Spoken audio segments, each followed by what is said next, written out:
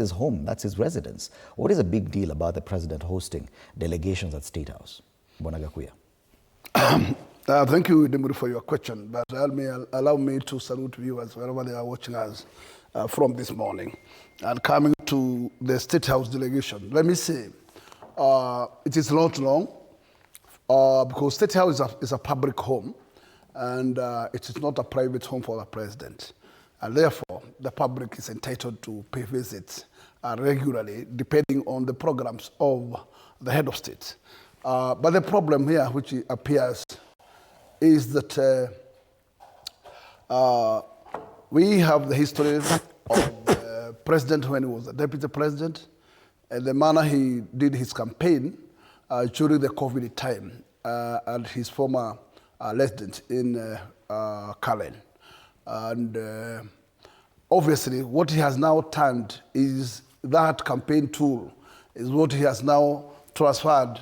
The one he was now manning Kalen, he has now transferred to the State House. And the problem is, as much as it is not wrong, and there's no crime of hosting Kenyans in your residence, it is wrong to misuse public resources, because you could not turn the State House and the budget, which is a public taxpayers' money budget, you turn it to now become what we call handouts to Kenyans.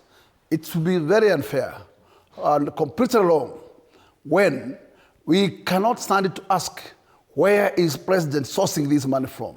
And if a president would like to tell Kenyans that this is his own wealth that he's distributing, we would require a clear statement from the president and the source of the money, because we cannot allow taxpayers' money to be turned into handouts in this manner. And we, as much as I'm not against him campaigning, but I'm totally against dishing out public resources in this manner. Right. Because this money is people's money. And if the president wants to state very clear that this money does not belong to public, he should come very clear and clean and tell us, give us a whole audit on where he's sourcing this money from. Okay. And that is only why we can say, Mr. President, the money you are using, we can allow you to proceed using this money because this is your own resources, this is your own wealth. But as much as we know, Kenya is on a dire state because SHA is not working, capitation is not available, and even the manner in which we are funding our universities is still in a problem. And still we have enough money to keep dishing out in this big magnitude. Then the big question is, have we done all our priorities that we need to have done at this moment?